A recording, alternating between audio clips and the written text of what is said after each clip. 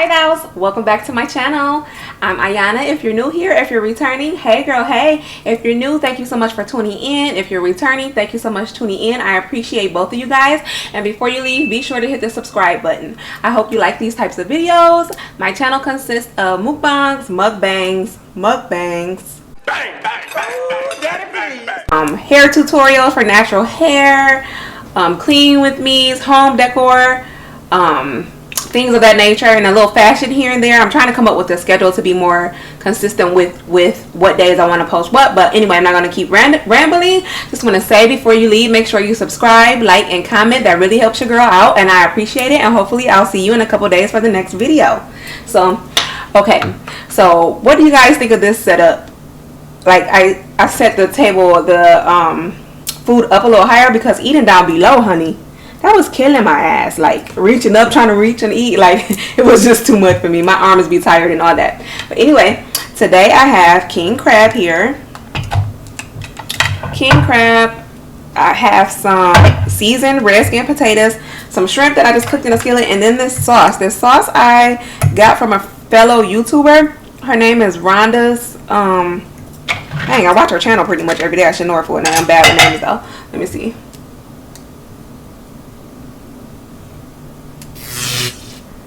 Her name is Rhonda's red sauce. It's called a chimichurri sauce. It tastes really good. This is my first time trying it, so it's new. But the sauce has cilantro, parsley, red onions, olive oil is the base,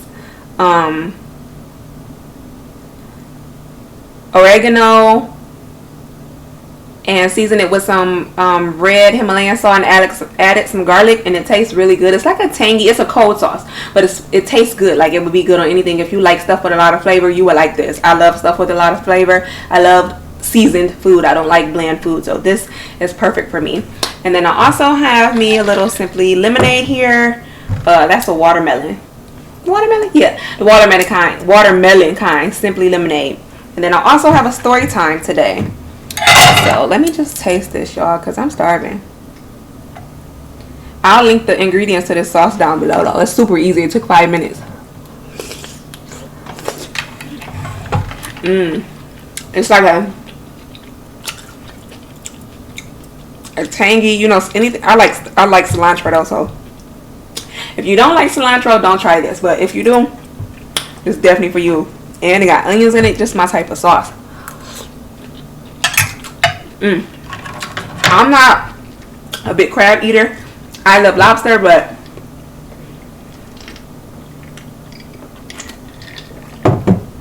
I watched B Loves today, and she had some king crab with I think she called him Chester or something. I don't know. Honey, that meat looks so juicy with her sauce. I gotta get my hands on some of that sauce. But so I made this sauce, and I really like it. But yeah, I have a story time today. I'm going to be using my phone for notes. Y'all know I can't remember shit. So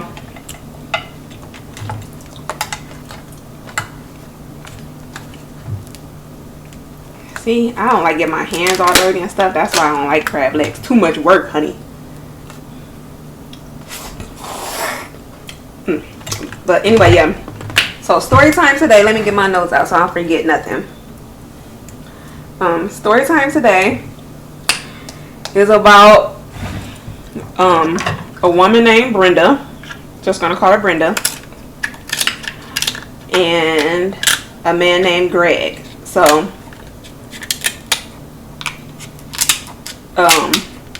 Brenda, police gets a call about a woman, a random person calling in saying a woman's laying in the yard, unresponsive, body just laying there. The police are asking, like, if paramedics are asking, is she breathing? He said she's just laying there, but I guess that's protocol for them to ask those many questions. No, somebody's, you know, not responsive, just get here. So the police get there. The police arrive. Y'all, this meat. My mom love crab legs. She's gonna be like, girl, why you didn't tell me? Because there's only two, mama, that's why. But two big ones, too. We can do a crab boil this weekend or something if you want, mommy.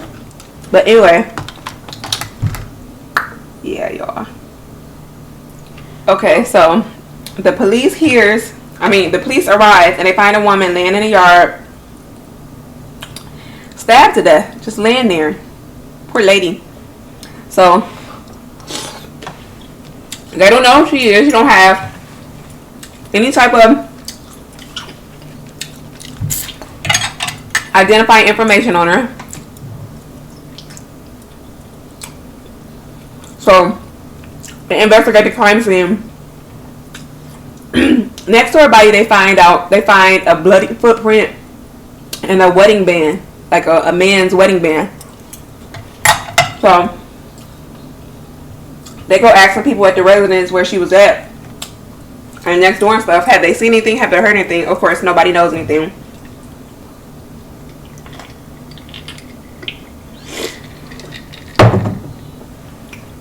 So they put the story on the news. You know, woman found stabbed to death, laying in the yard. It's good.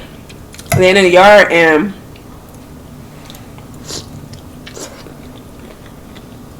they get a phone call 5 hours later. One of the lady's kids called in and, you know, identified the suspect as their mother, unfortunately. Sad story.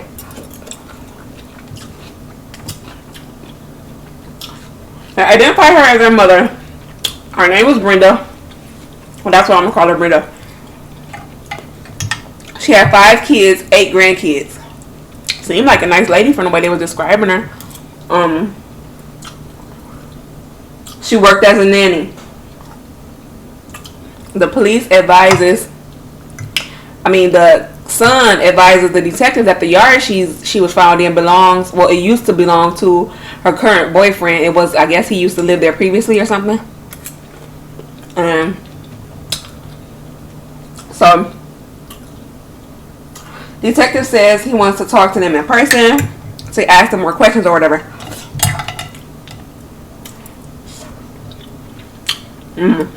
These crab legs so juicy. I don't even really need no sauce, but ooh, I cooked them in. Made like a butter sauce to cook over them. Ooh, good.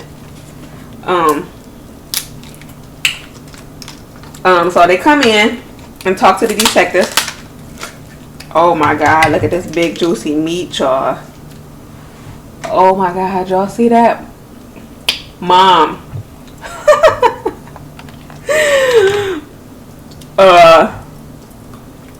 I gotta take a picture of this, y'all. I'll send it to her right now, because listen, my mom would be tearing it down. Okay, but anyway, they come in to talk to the detective. The detective wants to talk to them in person just to get a little more personal, I guess. He apologized to them, of course, for meeting them under these circumstances.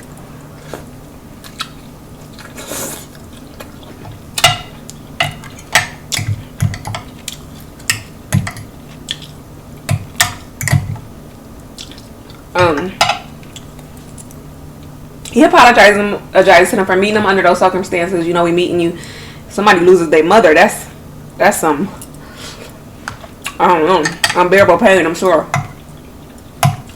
So they're all in there looking sad. It's all the kids in the room at this time. All 5 of her kids.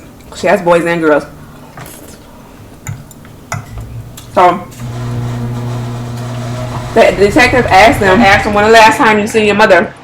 And one of the sons said, she was at my game Friday. I guess he plays like some type of football, maybe semi-pro or something, I don't know. Football game Friday. She was there with her boyfriend. Her boyfriend is Greg. So he told them that the mom and the boyfriend was arguing at the game, but he didn't think nothing of it. You know, couples have disputes. So once the game was over, he dropped his mom off at a party and then took Greg home. Okay, cool. The next morning, he called his mom. She didn't answer.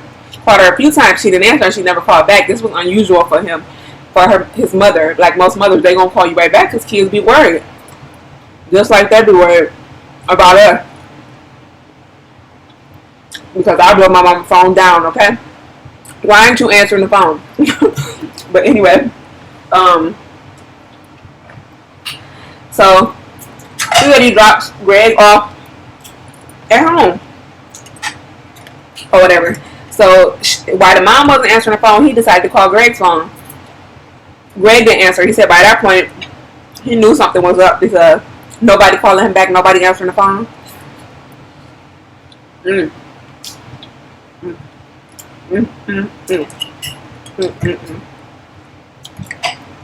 This sauce is oily.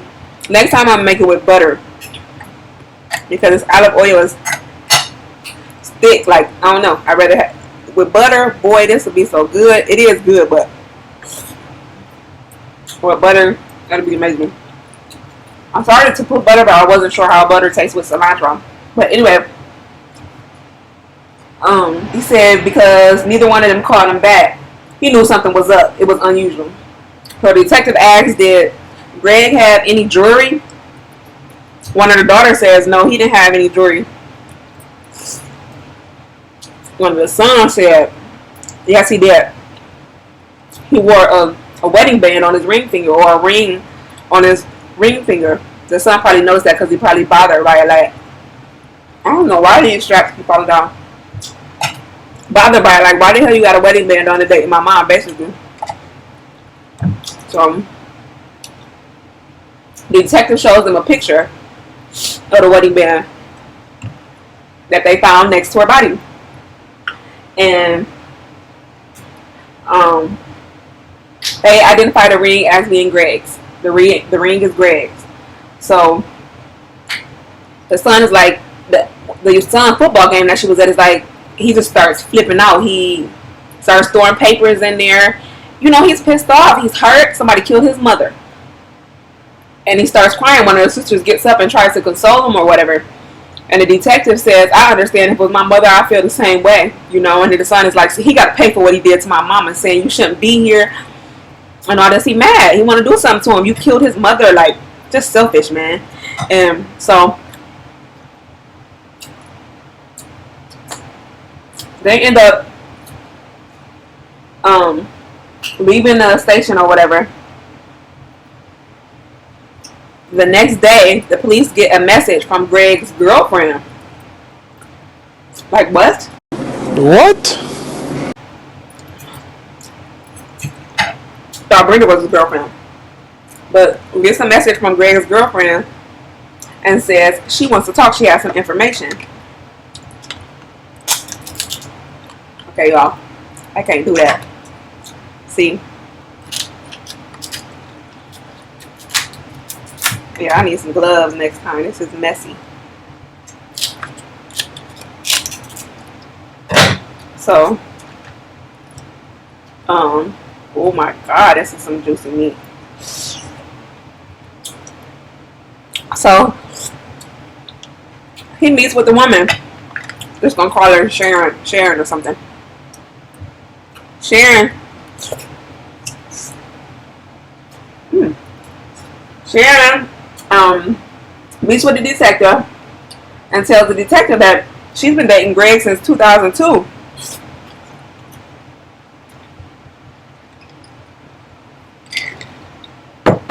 Dating Greg since 2000. I mean, not 2002. Like, what? How he been with this lady? And he been with you since 2000. But one, they mentioned that Greg had just recently got out of jail for murder. He killed his girlfriend. He was convicted of killing his girlfriend in 1990. So he was fresh out of jail. Probably had a life sentence, 25 years. I just got out. So he has a history of violence. Well, the woman said the last time she seen Greg was Saturday. She saw him that morning. And he was supposed to come back that night, but never showed up. So, she said that Greg told her that him and Brenda was going through some things, that she didn't want to be with him anymore, that she was trying to break up.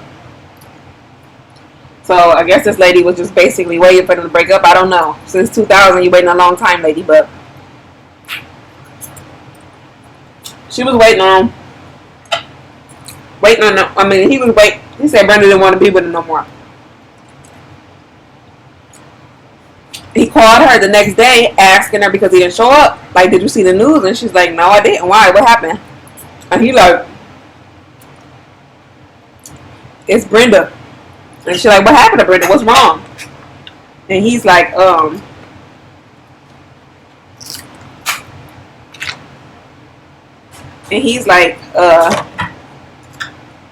we got into a fight. And she's like, what you mean you got into a fight? And said he didn't know what happened. They just got in a fight. She came after him, and they ended up getting in a fight. But so the detective asked, so did he ever admit to killing her? And she said, no, he never said anything like that. So, okay, the detective, went on about his day or whatever. He had a lead that first the ring. Not only the ring, but now his other girlfriend saying that, they got in a fight, which could lead to, people get crazy sometimes in a fight. Y'all, this meat. Yeah, these straps on this top is driving me crazy, but ooh. So, that buttery taste. I love butter. But so, he going on about his business or whatever because they don't know where Greg is at. So the next day, a friend of Greg's calls in to the detective. He also would like to talk.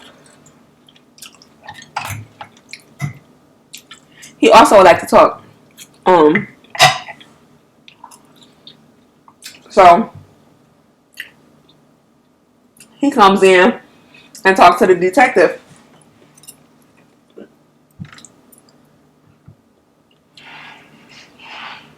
He comes in and talks to the detective and tell him that Greg caught him the night prior to that murder. He seen the address on the news, so he became suspicious. The friend seen the address on the news, so he became suspicious. And then when he got a call from Greg, he like, okay, Greg called him in a panic, telling him he needed to talk. So he told him to come over. So Greg came over.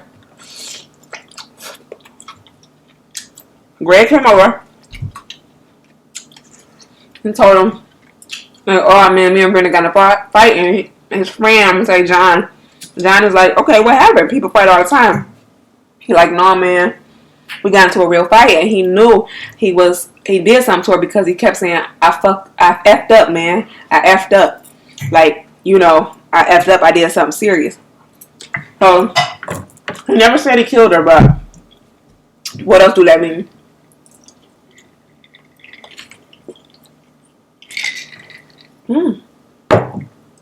So, the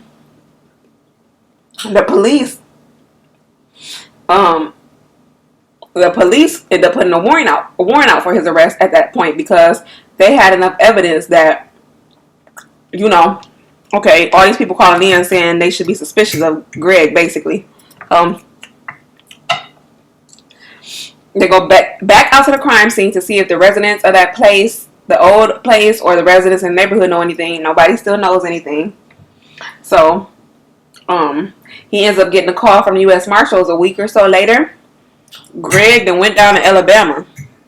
They found Greg in the house, or they got a tip about his whereabouts at a house in Alabama. Or, I just want to dip this in a bowl of butter. So, they got his whereabouts.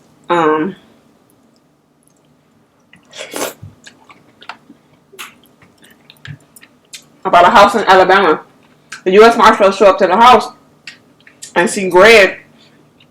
They said laid up on the couch. I don't know if that means what another woman around here laid up means. He was laid up with a female. So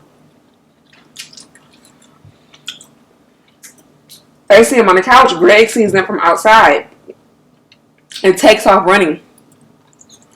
He takes off running. The police bust in, start chasing after him, chasing after Greg. Greg locks himself in the bathroom, y'all. He ends up shooting himself in the head, killing himself.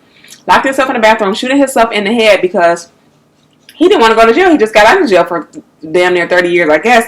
But the sad thing about it is, you know, it's partial justice, but it's not really justice because the family will never know why he killed his mother. They did say in the beginning that he told the friend that she scratched him or something. Okay, she scratched him. That's not a reason to kill somebody. Just crazy as hell. Some of these men, I don't know. But, yeah, they never would know why their mother was murdered because the coward killed himself. And the detective said they never had a case like this before. Like, this was their first case to where, you know, he killed himself. Normally, when the police bust in and chase you, they end up killing you because you're running and they're not about to, you know, they just, especially a black man. They kill him for nothing nowadays. So, I guess he didn't want to go out like that. He killed himself. So, the kids will never know what happened to their mom. So, or why. They know what happened to her, but why? Why did you do this? And then the crazy thing about it is the son just dropped you off 2 days ago. You are cool with this family. Son dropping you off at home house, then you kill their mother hours later. Sick shit, man. Sick. Oh, this is the first 48 episode. At the end of first 48, they end up telling them,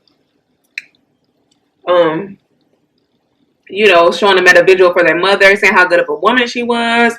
And then, dude, I busted out crying. They showed the little kid saying, "We love you, Grandma," holding balloons in the air. Like, dude, like, that made me so sad. Like, what 8-year-old, how do you tell a little kid, how do you tell a grown-ass person, one, that their mother has been killed, but a little kid, like, oh, you know, you remember Greg, Granny's boyfriend? Oh, yeah, he killed her. Like, what? That is just crazy to me, but yeah, so that's how it ended with them, you know, excuse me, telling how good of a woman she is and showing a kid saying that. I'll link the episode down below if you want to watch it, but yeah, that's that story time, y'all, and I'm full. I can't even eat this other crab. I'm about to eat this piece of meat, though. But anyway, if you made it this far, thank you so much for watching. Be sure to hit the like button, comment down below, and subscribe. Let me know if you're going to be watching this episode. I really enjoy doing these story times. And if you made it this far, comment a red heart so I know that you made it this far. Comment a red heart down below and let me know you made it. But yeah, and also, I plan to get more of a schedule. So yeah, let me know what you guys think down below. Give me a schedule down below what you think would be good. But my hands are all sticky. This table is filthy. Thank you so much for watching. I hope you enjoyed. See you next time. Bye.